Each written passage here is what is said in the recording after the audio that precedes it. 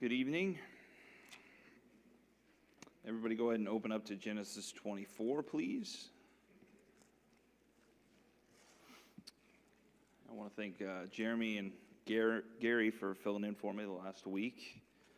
I thought you guys got good content covered over the last few chapters. There's a lot of good stuff in there, and especially, talking about Isaac and Abraham in the last chapter and the sacrifice that almost was, and now we're kind of picking up right after that with the next stage with Isaac and moving things along in the story, and we're essentially getting to the end of the story for Abraham in this chapter 24, which he's not exactly in the entire chapter, but we do see him kind of get to show some of his priorities here at the start of chapter 24 and going forward, what he wants for his family.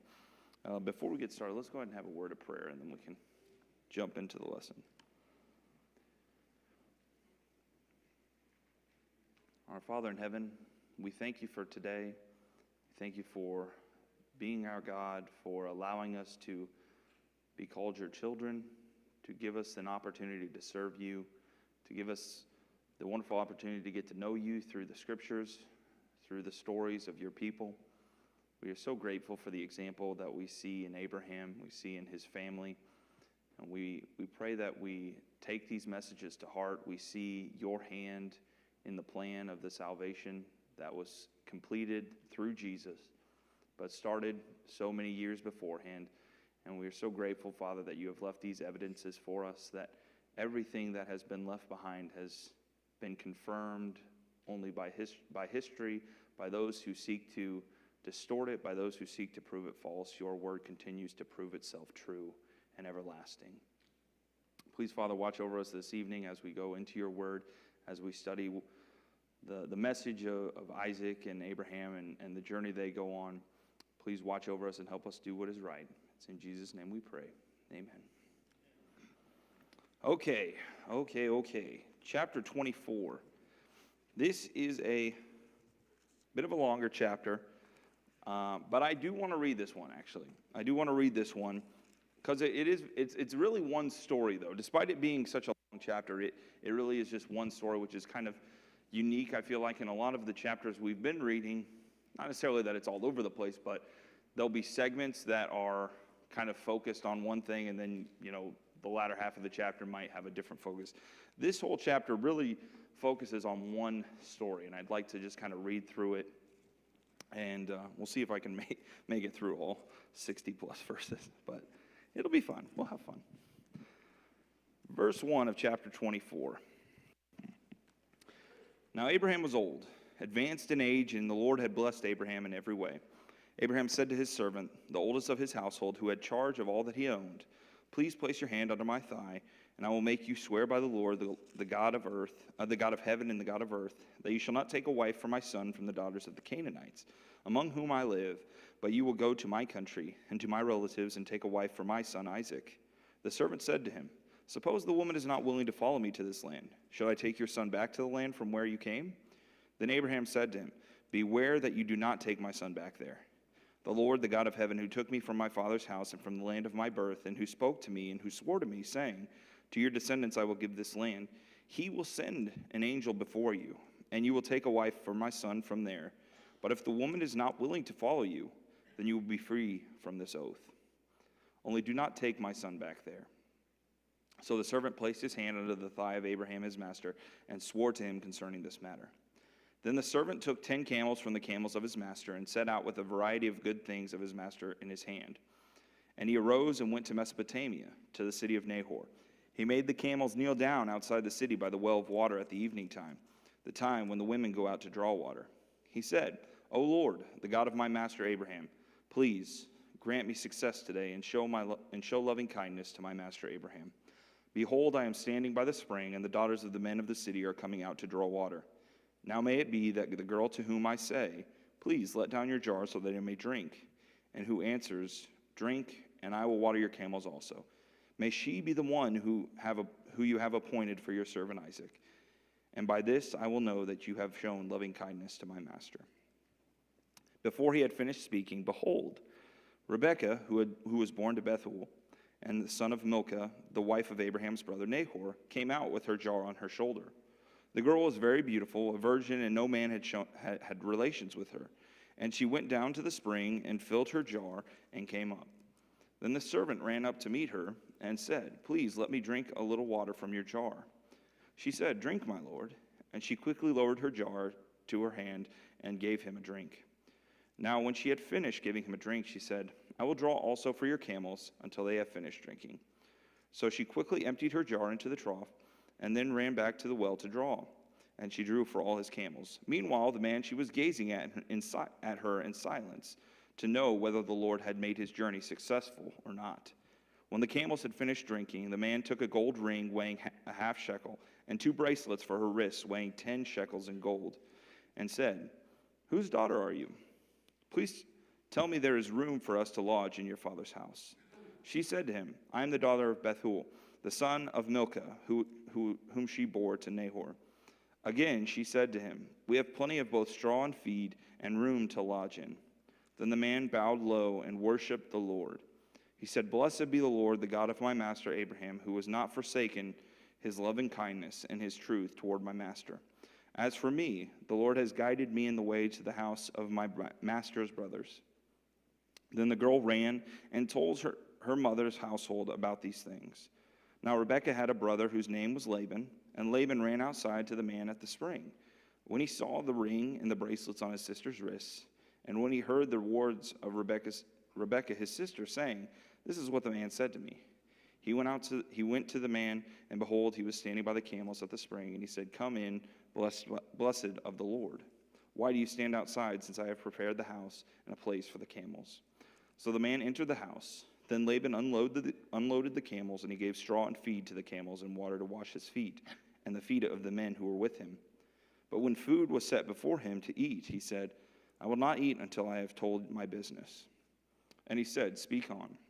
So he said, "I am Abraham's servant. The Lord has greatly blessed my master so that he has become rich and has given flocks and herds and silver and gold and servants and maids and donkeys. Now Sarah, my master's wife, bore a son to my master in her old age, and he has given him all that he has. My master made me swear, saying, 'You shall not take a wife for my son from the daughters of the Canaanites in whose land I live, but you shall go to my father's house and to my relatives and take a wife for my son.' I said to my master, 'Suppose the woman does not follow me.'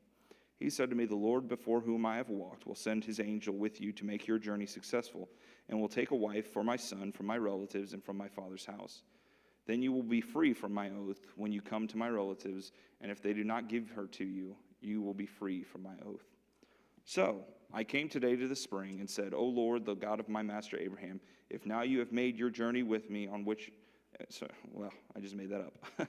"If now you will make my journey on which I go successful, behold, I am standing by the spring, and may it be that the maiden who comes out to draw, and to whom I say, 'Please let me drink a little water from your jar,' and she will say to me, 'You drink, and I will draw for the camels also.' Let her be the woman whom the Lord has appointed for my master's son." Before I had finished speaking in my heart, behold, Rebekah came out with her jar on her shoulder and went down to the spring and drew. And I said to her, "Please let me drink."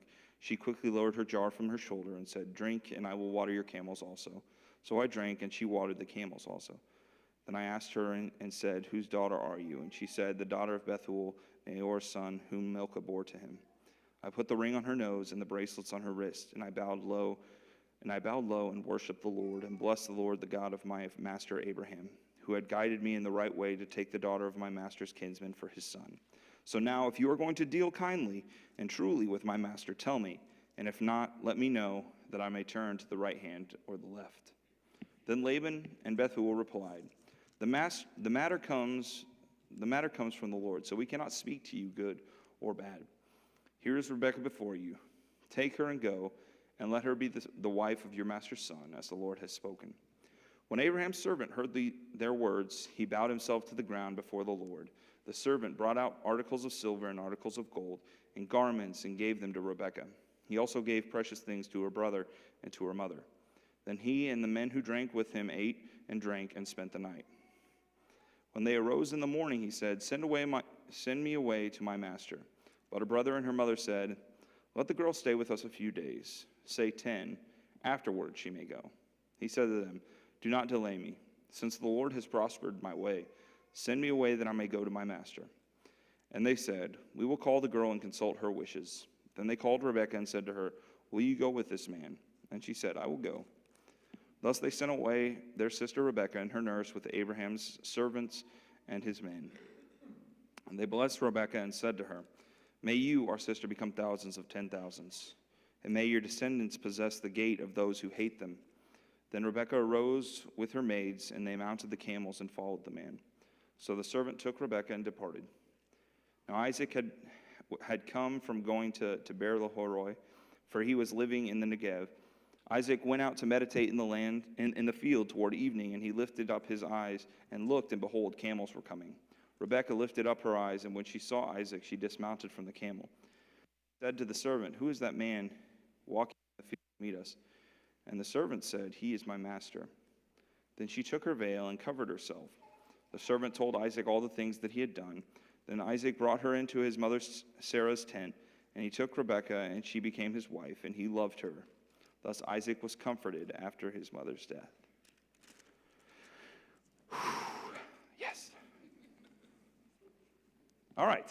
So it's all together, though, right? It's one continuous story. And somebody will probably say to me afterwards, you probably could have skipped that section where he just has everything he said repeated. But it's in there. So we're going to go through it, okay? Even if it is a copy and paste situation there. But kind of a neat story here when we're talking about finding a bride for Isaac. Finding this wife for Isaac. And so let's just, we picked up after chapter 23. We've just gone through the burial of Sarah. Abraham has purchased land. He's buried her there. She passed away at 127 years. And does anybody remember how much older Abraham is than Sarah? 10 years, right? So he's in his late 130s. And so but how does it address Abraham when we chapter? What does it say about Abraham? It says he's old. What do you think that's supposed to portray to us? Are we supposed to just naturally be like, well, if this was right after Sarah died, then he's 137? What do you think it's getting at by starting out? Now, Abraham was old, advanced in age. Well, I think that latter part you just read tells us that he had continued to grow. He was advanced in age beyond what he was in the previous chapter. Okay, so some time has passed. He's older now. What do you think about his physical state, just his natural, where is he still a vibrant, active, 100-year-old, 130-year-old, whatever we want to say? John, what do you think? Well, we have to remember that he was 175 when he died. Yes. So he's got roughly 40 more years to live after Sarah died. And so he's going to have sons, so his physical capabilities are pretty much there for some time. Yeah, he is going to have other children. The timing of all this is unique because when we talk about his other kids that he's going to have, we don't know exactly how everything fits into place in regards to, was it all of this after Rebekah comes into the picture, how much was before Rebekah, how much occurs while the servant is away going to get Rebekah, right? Like the timing's different, but the point I'm trying to get with the start of chapter 24 is the fact that Abraham is no longer in the same condition where he is going out on this journey, right? He is no longer the one who is going and doing in the same manner in which he has gone and traveled and accomplished tasks. Now he is kind of more in the later stages of life, in a physical state, I believe, is what it's trying to portray here, where he is not, the same active, physically capable man that he used to be. And timing's all weird because I don't tend to believe that a 70-year-old man back in biblical times had the same, physical status as maybe a 70-year-old man is today. Now, I understand there's different stages, and, you know, Bob Buchanan is about the best in-shape person I've ever seen in my life, but the fact of the matter is, like, timing is different. But I think when we start with something like this, it's basically saying, you know, he's dwelling in the tent now. He's staying at home, more likely. Go ahead, Jeremy.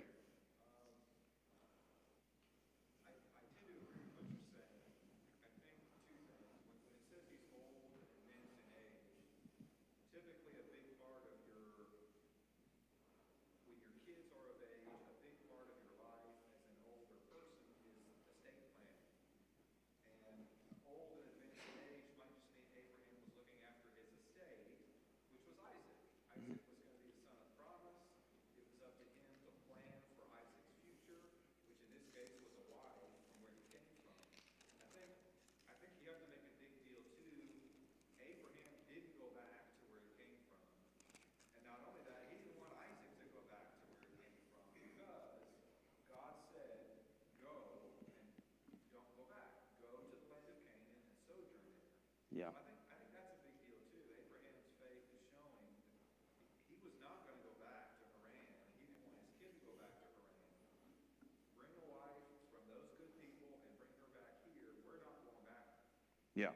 So that's a good kind of introduction to the start of the chapter, besides kind of trying to give us some timeline of, you know, telling us about Abraham. But then he brings in his servant, the oldest of his household, who has charge of all that he owned, but who actually is going to have everything? Isaac's going to have everything, right? Everything's going to be Isaac's. He mentions it in here that Isaac's going to have everything. It's going to be repeated in the next chapter shortly after, when it mentions all the other sons and children that Abraham has. It talks about how everything is given to Isaac. But right now, in terms of charge, everything is kind of in the servant's management now. So that's kind of the stage that we're at now, where this servant has a lot of responsibility on his plate. And now he's given another responsibility to start this chapter. And Jeremy already touched on the fact that Abraham has some specific rules that need to be followed here in regards to going and getting Isaac's bride. All right, Jeremy mentioned one of them, but I would say there's three of them that are really stressed. One is, you know, don't go back to the land you came from. All right, we're not going back there. So Isaac is not going back there. Where does he want a wife from? Okay, so do get a wife from there, though, right? And then this kind of is just the opposite of that second one, but what else does he say specifically? Don't do what? Yeah, do not get a wife from here. All right? Don't take Isaac back there. Get a wife from back there. Don't get a wife from here. All right? So they're all kind of lined up pretty well. But those are kind of the three stipulations here. All right? So you're going to go back there and get a wife unless they force you to try and get Isaac to go back there. In that case, then your oath to me is broken. You don't have to worry about it anymore. Before we keep moving on, though, it doesn't really talk too much about this, but why not the Canaanites? Why not get a wife from the Canaanites? For one thing, they worship false gods. Okay, they worship false gods. Jesse, you had something else?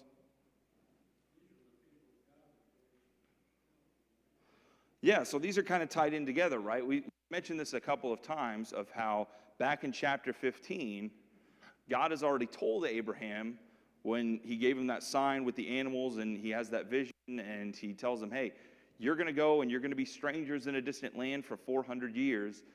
And, you know, in the fourth generation, you're going to come back.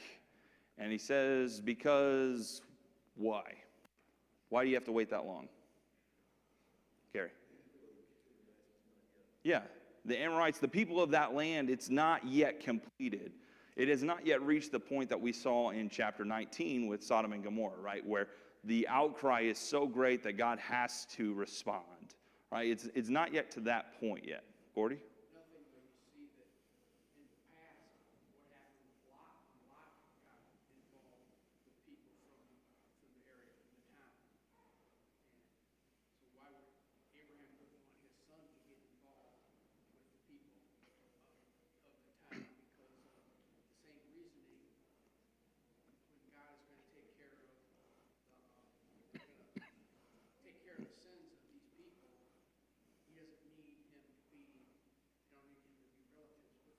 Yeah, so it's kind of that, that idea of, we have to go into the world, but we're not of the world. We don't become of the world or whatever. And so it's kind of like that same kind of thinking that Abraham was dwelling in Canaan, but he wasn't of the people of Canaan. He was separate and apart. And to a greater extent, we think, how the people still kind of viewed Lot when he was at Sodom. They still kind of viewed him as an outsider and an alien, right? And even Abraham to a greater extent, because he didn't even, come close to participating in anything with those people or even dwelling near them, right? He kept away from them. John? I'm just sitting here thinking, it pointed out to us, though, as we're studying this, that God is aware and He's watching the world. They're not ready yet for His to really go in there and take over the land. Yeah. I got my eye on you. You're not going to get away with it. Yeah. Yeah, there's two ways. There's two ways. There's the side of the justice part of God, right? And that He's just, and He's going to, when justice was required for the iniquity and for the sin that is going on, He's going to enact His justice.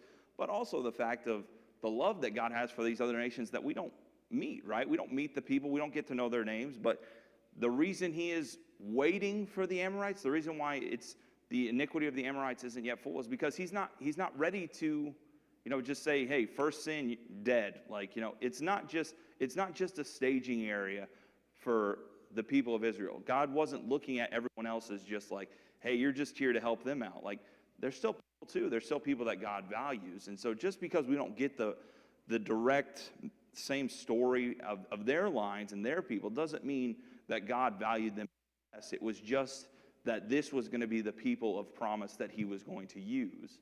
And so God's as much involved with their story as He is with the people of Israel, and trying to be a part of their story. And unfortunately, these other nations wouldn't have Him, right? They chose other gods, and because of that, we've already talked about how those choices made God wipe them out.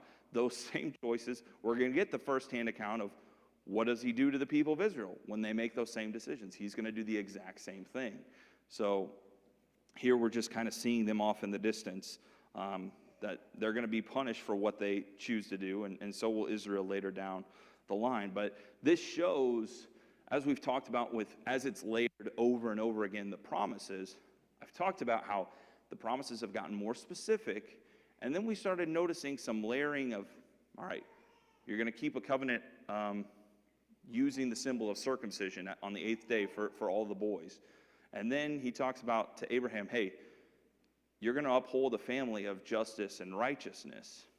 And so there's these standards that start getting put in, whereas at the beginning, God's just offering these promises and promising a lot of good things, and how Gary mentioned several classes ago about how it's just God walking between the animals in that vision that Abraham has. God's taking part of all the responsibility, but then after that, you start seeing how God layers in some more responsibilities He expects of Abraham and these people. And now Abraham is recognizing the importance of that. Hey, how do I ensure the stability of my family to maintain a foundation of justice and righteousness and focus on God? Well, I definitely don't go marry the Canaanite woman. All right, that's definitely not the first decision we're going to make as I start this line with Isaac here, because I don't know, somebody a name, and I'm guessing there's the top name, who kind of can be taken down by, or was taken down by the wife. Samson was one. Solomon, right? So, and then it's the same with anything, right? The company you keep, bad company corrupts good morals, but great, powerful men brought down by the people they chose to be close to. All right, it doesn't just have to be a spouse, but Rehoboam with those advisors that he thought were more important, those that he grew up with, as opposed to those that were there with his fathers before him. So Abraham is trying to keep that distance here, sends out his servant, makes him swear to follow these requirements, sends him back to Haran, and up in Mesopotamia, the city of Nahor. Why should the Nahor sound familiar? That's the name of Abraham's brother, right? What was their father's name? Quiz question? Terah. Okay. Too easy. All right. Got it. Okay. Good job. Okay. So goes up. It's at the city of Nahor, which is, makes sense. You're seeing the fact, it's just a natural understanding that, hey, they settled in this area. His family, things are going to be named after them. It's just a natural progression here. And so what happens? What happens once this servant makes this journey? He's taken some camels, he's taken gold, he's taken other things to present. What happens when the servant, who remains nameless, gets to the city? Well, notice all the things that servants taken with them. Yeah. Interesting to me, all those camels, they got to be loaded with something. They got a lot of goodies on them. Yeah. It's a lot. It's going to take 2 days to make his journey. Yeah, he's got 10 camels, and then he's got heaps and bounds of other things, right, that he's gonna give. So yeah, he's and it does say he goes with other men, right, the men who come with him. We don't know exactly the number, but he goes with some men. But most of the time in the story, because of his level of importance, I think that kind of is signified based on the fact that he's kind of almost addressed like he's the only one here, like he's kind of sitting alone in a lot of these interactions here. But he goes out by the city, and where does he stop by? With all of his camels. By a well. Well, another well story. Okay. And then there's a common theme pops up that's going to happen. Go ahead. Sorry, Craig. I find it interesting that the first thing he does is he goes to prayer to God. Okay. Craig jumped up ahead of me. Go ahead. It makes me think really what he is. That he knew it was God, the God of Abraham. Okay. Sorry, say that. So, The way it said, he said he went to the God of Abraham. I don't know if he was actually following God and Abraham, or if he just knew that God was with him. I always kind of lend it towards the latter, the just giving praise to not only God, but also to his master, and showing his devotion to Abraham. Hey, I'm praying to the God of my master, which I think based on, how we've talked about Abraham and the expectations God has put on him, that, unlike Lot, and I was talking with Rachel about this before class, unlike Lot, where it kind of seems like his group dissipates and separates out, right, once he goes to the city, Abraham's got his group, and despite not having this large family yet, he's still the leader of his clan, right? Everyone who is there with him is his responsibility. He's the leader. And I tend to believe that they adopt and they associate with him, right? Because they all partake of the covenant of circumcision, right? When it's enacted. So I think it's just a term not only of respect to Abraham, but then still devotion to God as well. That's the way I took it. Did anybody else take it as maybe been not really a follower of Yahweh? Or definitely could be a possibility. I didn't seem to take it that way just because of some other themes in the story. But It makes you feel good, though, knowing he's the one leading this plan, and this is his basically right-hand man, yeah, and he's following him. And then if you remember when Abraham went and rescued Lot from the kings, he had so many men of fighting age in his clan. yeah, That's all he took. yeah, 318, right? And yeah, so I think, and his clan's seen some pretty great stuff, right? They've seen the blessings, they've seen the victories and all that stuff. So I think they would definitely only be continually renewed in their confidence in the God that Abraham's serving, who I believe they served as well and also committed in that covenant with. So he's praying to God, which Craig mentioned, and he does what in that? What does he say in the prayer? Because I wouldn't say it's mostly a prayer that we would say something along the lines of, but how does he give this prayer to God? What's he say, Jeff? Okay. But doesn't he kind of tell God what the sign is exactly, right? Yeah. God, let me tell you a story about a guy sitting by a well. And let's say a girl were to show up to that guy at the well and give him a drink and then offer him to drink for camels as well. What do you think about doing that, God? And what's God's answer when the servant prays that prayer? When does it happen, though? Yeah.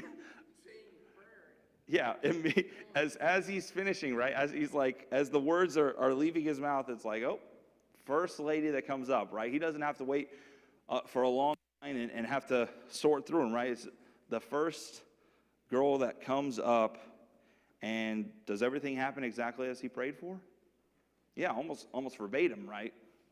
He asks for a drink, she gives him a drink, and then what shows the significance of the sign? Because obviously, if he just said, hey, go water my camels, then, well, what's the difference? What kind of makes it stand out, Gary? She offered to do that without being asked. And the Bedouins today, anyway, say that you can work from 1 to 10 jars, depending on the size of the jar, to water a camel. So it takes 10 jars, he has 10 camels. If she went to the well or down into a cistern or whatever it may have been, Yeah. it wasn't just a small thing that she was offering. She was offering major hospitality. Yeah, she was going above and beyond to a stranger here, and he's just outside the city, and she offers him a drink when he asks for it, and then she is going to water 10 of his camels, right? It even mentions the fact that she runs, right? She's running to get this water. She's showing a passion and fervor to go and be hospitable and generous in this situation. So I think it's kind of interesting here because in this section, we get kind of introduced to these two characters, the servant, and we get introduced to Rebecca as well. And Craig kind of already mentioned the fact of I think we've talked about the fact that the servant goes to God in prayer, not just once, but he continually prayerfully focused, praising God throughout this chapter. And then we're introduced to Rebecca as hospitable. What other details do you notice about the servant or about Rebecca? What other things does it say? Some of them that you can infer, or some of them that it just directly states. John? Well, the servant even relates to Rebecca about his prayer. Okay. Yeah, he tells her, right? He tells her what happens. What started her thinking like she did, or she's ready to head for home and make some plans. Yeah. So he tells her what's going on, and relays everything that happens, and it's going to be relayed again. I think we can kind of gauge just through inferring that this is kind of a pretty well-kept guy. I think he's pretty capable to handle all the assets that Abraham has, and he's going to say explicitly, hey, Abraham's become very rich. He's going to say that pretty soon to his family, to Abraham's family that's up here. So if he's handling everything, then he's managing a lot of assets, right? So well-spoken, responsible. Would we say loyal? He's a loyal servant, right? Abraham's put in his trust the choice of wife for his son, right? He's putting that trust in him, and I think that's a pretty. We see not only does he pray to God, but when he gets there, they put food in front of him. Okay, he's come a long way. Yeah. So they're putting food in front of him. Before he even takes a bite of the food, he explains to them what he's here for. Yeah. He just takes and goes ahead and does his master's bidding right away. Yeah. He's got to get it done, right? Get the work done first, and then he can be at ease. How does he even get to the house?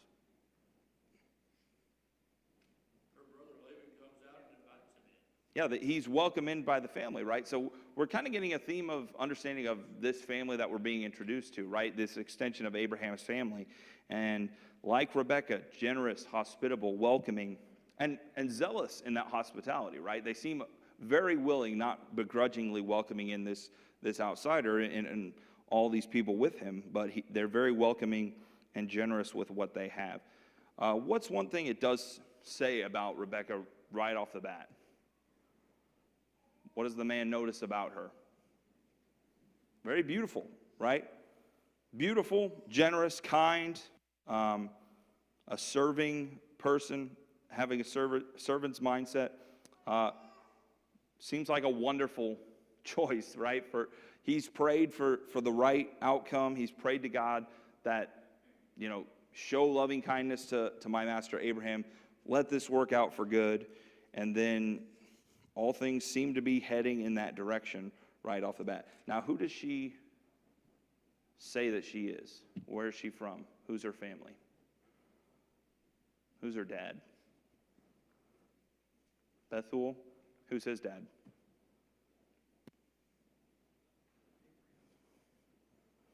Not Abraham's father. Brother, right? So, her father is Abraham's nephew, and which means she's his great niece, which makes, if they're going to get married, that makes Isaac and her what? Cousins, right? So, I don't want to do the cousins move thingamajig, whatever, that's all confusing. But, so, there he's found Abraham's family, which is what Abraham intended. That's why he sent him back up there. And so things seem to be going well. When they go back to the house, and Gordy already mentioned the fact that the servant is not going to eat until he's finished the business at hand, what does he tell the family? He's got there, now what does he tell them?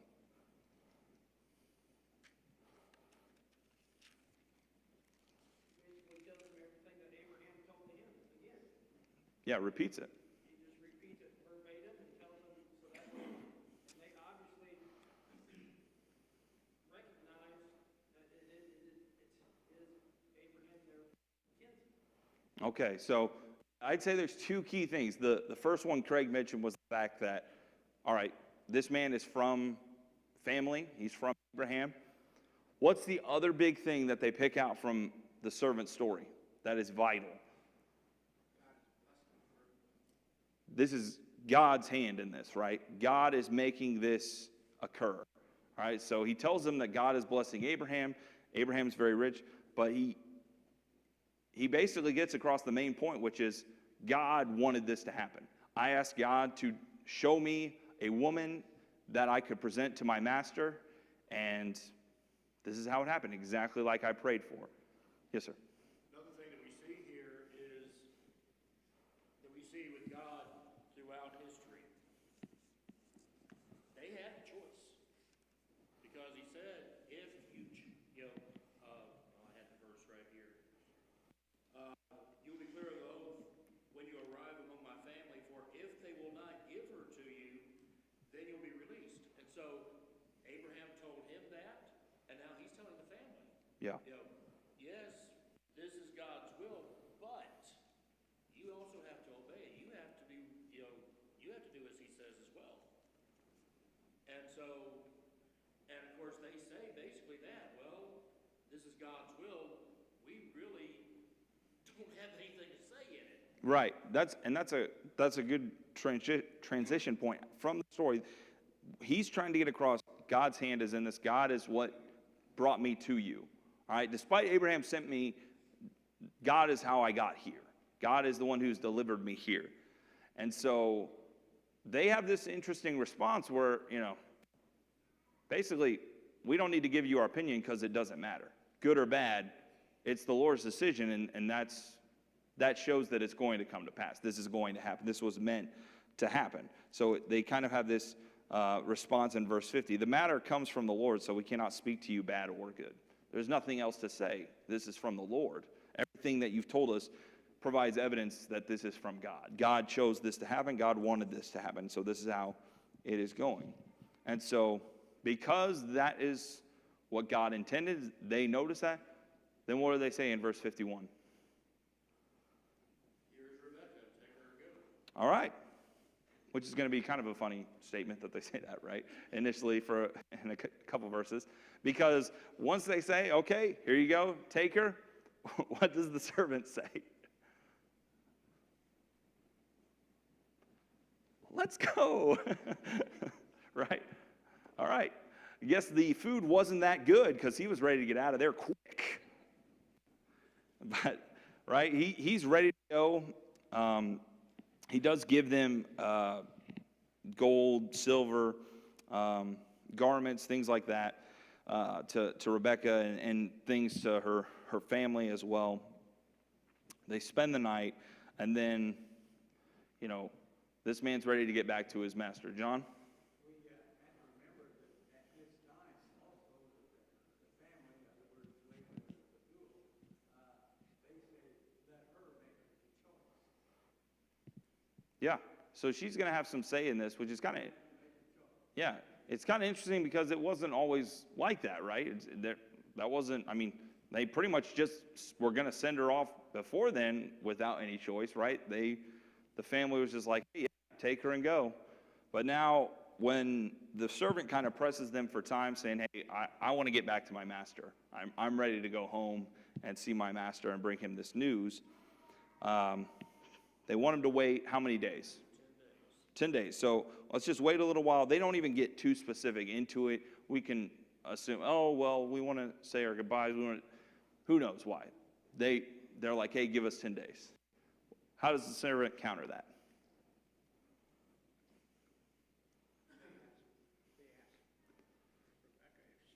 How does the servant counter, though? He says, do not hinder me. No, no, right? I'm doing God's will, don't hinder me. Yeah. What's that? Have you ever watched Pawn Stars? I got to be honest, I would totally get worked over by that guy. Like, I am such a weakling. I'd be like, how much do you think it's worth? And it could be worth $1 million. And he'd be like, 150. I'd be like, would you take $75? I just feel bad about taking $150. No, but like, this guy's just like, nah, we're not doing 10 days. And then they counter back with, let her decide. And what does she say? What does Rebecca say when they ask her if they'll go, if she'll go with him? She says she'll go. Does this sound familiar at all?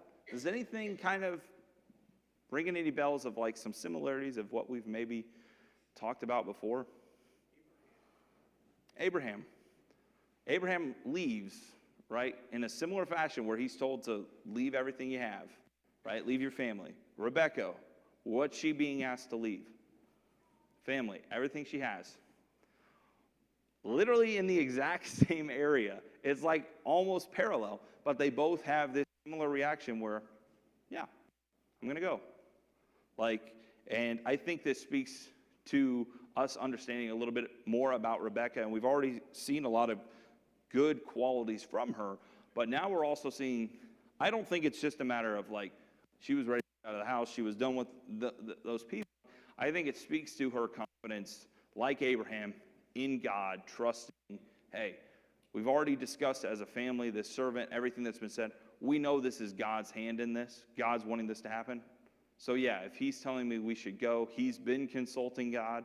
Every time she has given him an answer, he's bowed his face on the ground praising God, right? So he's clearly shown a display of devotion to God, right? And she knows that. And so now he's coming to her and to this family and saying, hey, let's go back to my master. And she says, yeah. Go ahead, John. You notice that Rebecca has attendants, like I think mentioned the nurse, and then some others that were going with her, and she was going with him. Yeah. Yeah, she's going to bring some other people, and they were going to ride on the camels, right? It says they get up and ride on the camels. So she has some people go with her. She doesn't go totally alone with just the men that came with the servant, but she's going to go with him. What else happens before she departs, though? Something that we've also seen happen a lot recently in the past several chapters. Who gives her a blessing, Ken?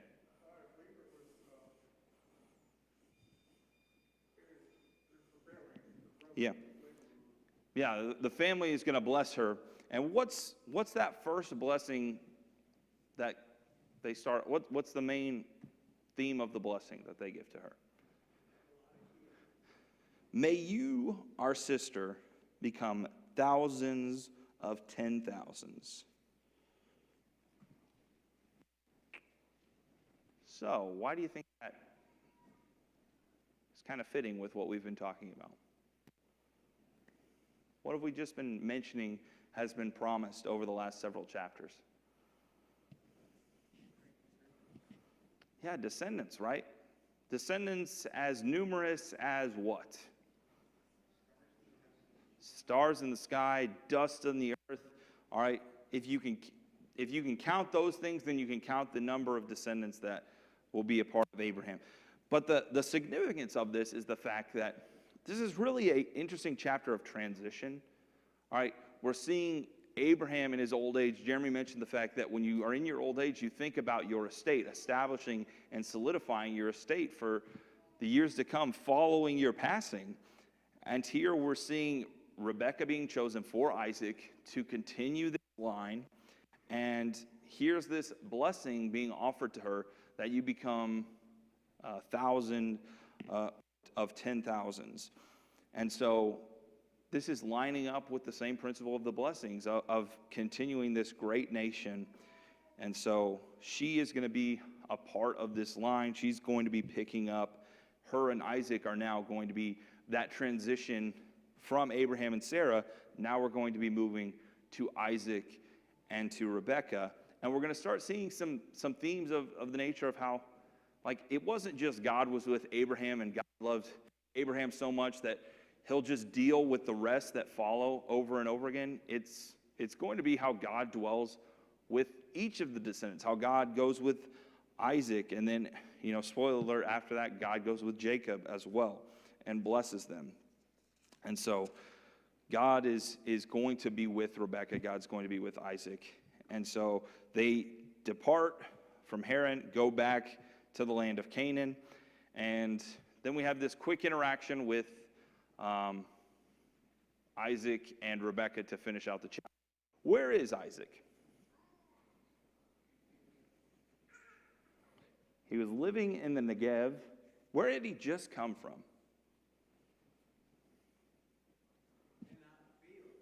All right, he's been out in the field. He was coming from going to Beer Lahai Roi.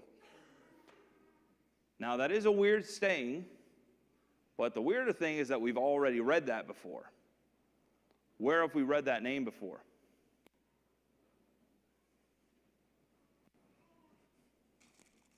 Turn back to chapter 14.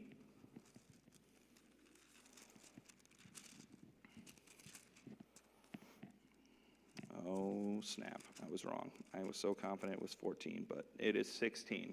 Everybody heard 16 the first time. We're back to that chapter when Sarah's trying to manipulate the process of the generations to follow after Abraham, and she's trying to use Hagar, and she dispels Hagar out because of her attitude towards her. Hagar's just like, I got to get out of here. And so Hagar has this interaction with an angel of the Lord, and the place that she's at, the well that she stays at, where she gets water and is able to survive, is called Beer Lahai Roi. Okay? And so that's where Isaac has been at, and we'll see that Ishmael is still somewhat involved in the sense that when Abraham is buried in the next chapter, Ishmael is still there. So there is still this interaction because both of them bury Abraham. But what happens in their interaction? She's coming on the camels. Isaac sees the camels. What happens? Does each party know who each party is? Yeah, she's got the veil on, she's on the camels, but neither party knows who the other is, right? Now, maybe Isaac does because he knew they left with the 10 camels and they're coming back with camels. But for the most part, he doesn't know what's going on. She sees this man, asks who that man is, and what does the servant say? He is my master. Another transition, right? Because we've been kept thinking of when he keeps saying master, my master Abraham, and now we're in the chapter, and the master is Isaac. Isaac is referred to as the master, and so we're seeing this transition with Rebekah, with Isaac, moving on from Abraham, who is about to pass in the next chapter. So, kind of a neat transition there as well. This also shows the respect that Rebekah has because it's after she's told this is my master that she veiled herself. Yeah. Yeah, so we're only giving good details of her so far, right? She's definitely shown some good qualities here, and then they eventually wed. And what does it say real quickly about Isaac's feelings towards Rebekah. He loves her. All right, and so I think that's a good thing as well with this transition, because the reaction Abraham has when Sarah is gone shows that he loved Sarah. And now we're seeing that same love transition over here with Isaac and Rebekah, who are going to kind of carry the torch with this promise going forward. So,